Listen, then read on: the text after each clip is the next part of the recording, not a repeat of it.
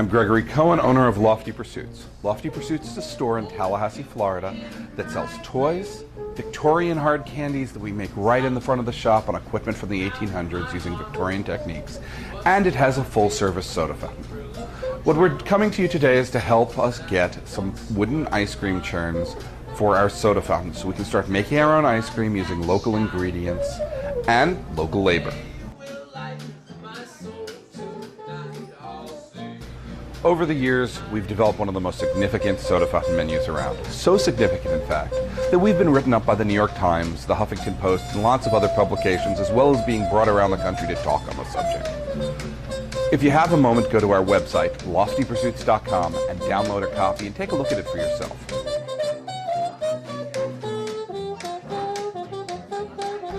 But we had a problem. The manufacturer of the very good line of vegan ice cream we carried discontinued their entire product line. So, with necessity being the mother of invention, I grabbed my Uncle Edward's old ice cream churn. It was an old wooden White Mountain churn made in about 1960. I've spent many a summer hand cranking it. And we started developing our own line of vegan ice cream. Haley, our ice cream mistress, started playing with interesting flavor combinations and ingredients. Most ice creams now are made from soy or coconut if they're vegan.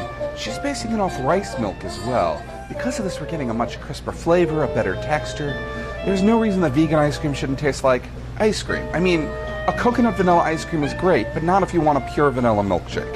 And we can now do that in our vegan lineup. But there's a problem with my uncle's churn. It has a 1.5 gallon capacity. At a best case scenario, we can make 3 gallons of ice cream an hour.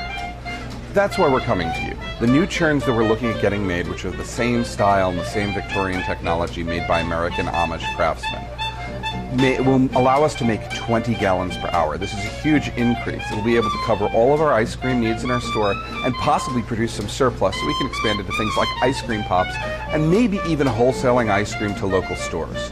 With the local aspect of the manufacturing, us using local Florida dairy and ingredients, we think it's a winner. And this will succeed. We have an established soda fountain, which means we have an established market. We don't have to develop one. Haley has spent the last 6 months developing recipes on the small churn that will scale beautifully to the big churn. We're ready to go as soon as the equipment comes in. We've set up agreements with local dairies. We can get our dairy in whenever we need it. And for our local fruits, there's a farmer's market not 100 feet from our store, and we can get it there. This is so easy. What we're planning on doing then is putting the manufacturing of the ice cream in the front of the store so everyone can watch. We want to do it like a show. We already do this for our Victorian candy.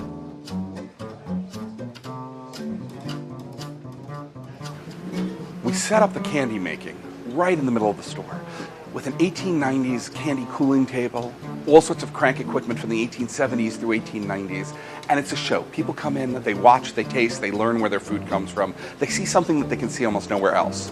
We also want to do this with the ice cream. In the front of the shop, in our front window, we're planning on putting these churns. Now for the reason we're coming to you.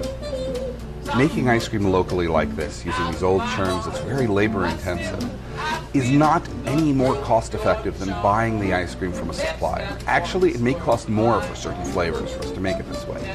But there's great social reasons to do it. We're going to be able to employ more people locally. We're going to be able to get more products from local farmers and from, of course, the local farmers market in season.